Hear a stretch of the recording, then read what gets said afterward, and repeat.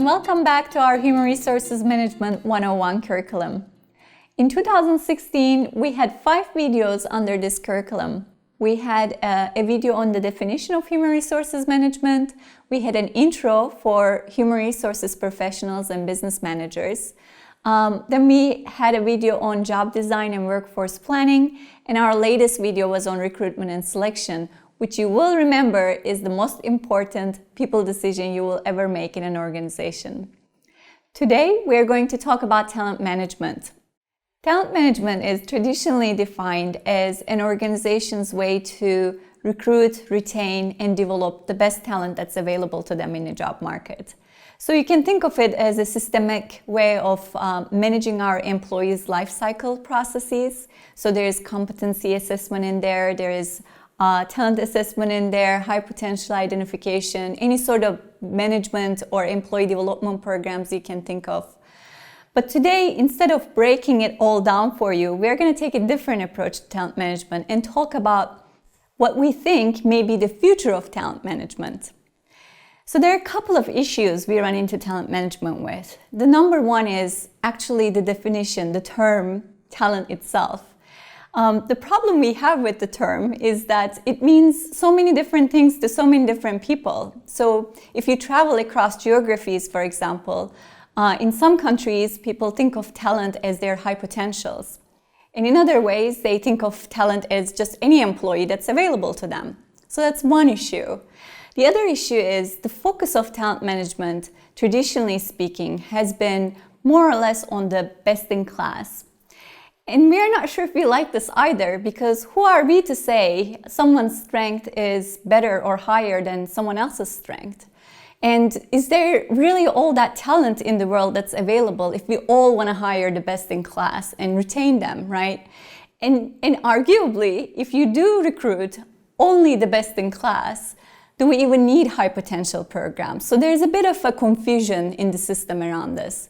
And the last piece is there are so many different practices that fall under talent management. I mentioned competency assessment, talent assessment, management programs, etc., succession planning, but there's really no good benchmark to any of this. So what an employee may be experiencing in one organization is going to be different in another organization, and that's hard for employees. There's really no good grounding for them.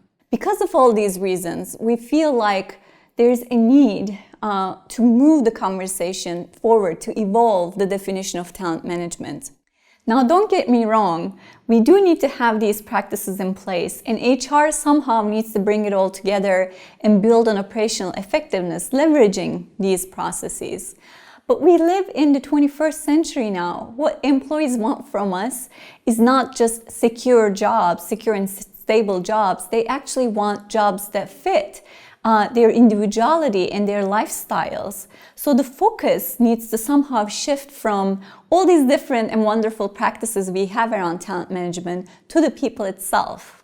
So we want to offer a new way of thinking around talent management.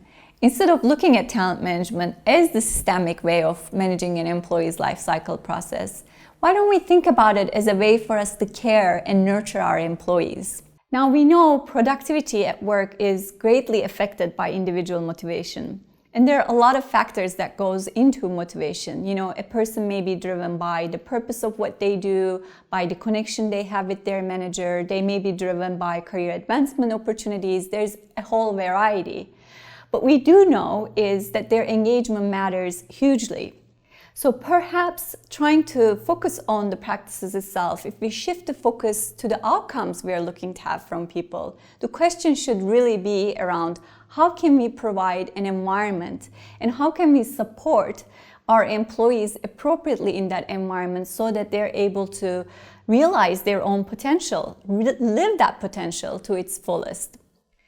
Then you may say, well, Sesil, then help us ground all of this. How do we think about talent management? Well, we don't know, but we do have some questions we think may help us. So let us think together. One is around empowerment. So we can ask ourselves, how are we empowering, if at all, our employees?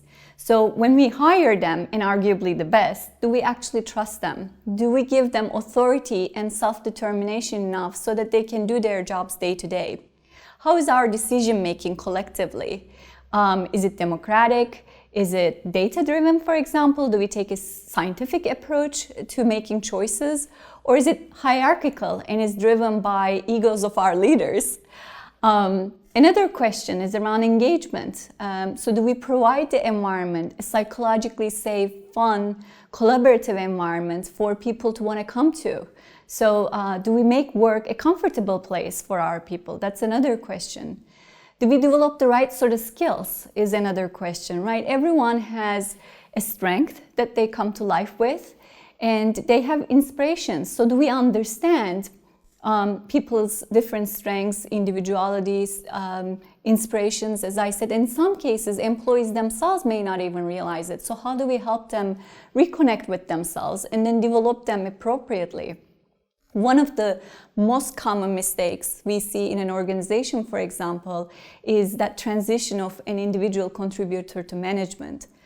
Organizations often promote people who have been a strong contributor individually.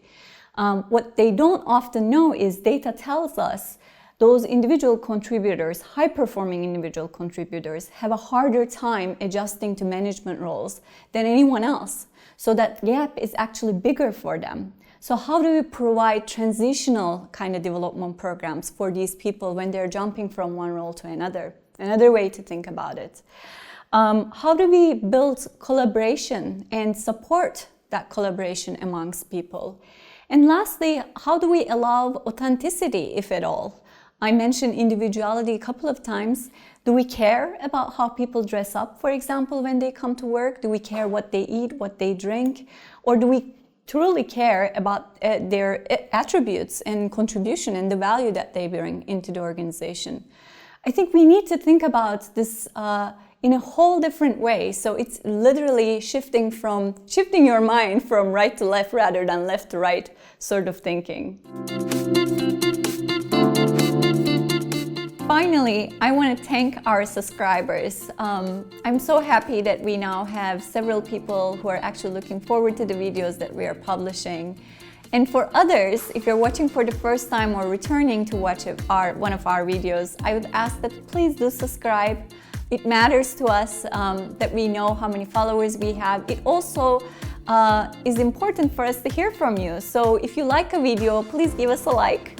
And if you have any additional suggestions, please do drop a comment. We would love to hear from you.